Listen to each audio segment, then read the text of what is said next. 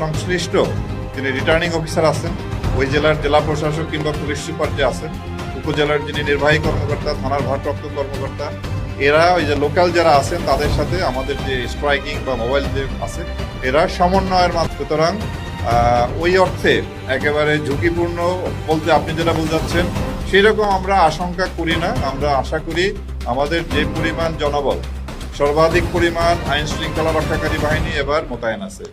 তো প্রযুক্তিগত যে সক্ষমতা এটাও অন্যান্য বারের যে সবচেয়ে বেশি। আমাদের আপনার অলমোস্ট প্রতিটা কেন্দ্রে সিসিটিভি আছে।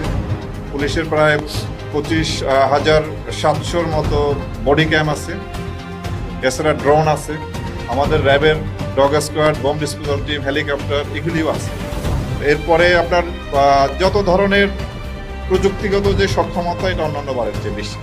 সুতরাং আমরা মনে করি, এবং আমি প্রথমেই বলেছি, আমরা যতটুকু প্রত্যাশা ভালো নির্বাচন প্রত্যাশা করছি তার চেয়ে ভালো ছাড়া খারাপ হবে, তার চেয়ে একটু ভালো হবে, এটা আমার আশাবাদ।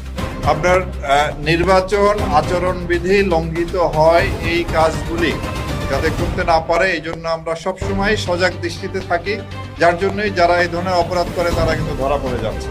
আজকে এখন থেকে নির্বাচনের আগ পর্যন্ত আমরা সর্বোচ্চ সতর্ক অবস্থায় থাকব এবং আমরা আশাবাদী যে এই ধরনের আচরণবিধি লঙ্ঘনের ঘটনাগুলি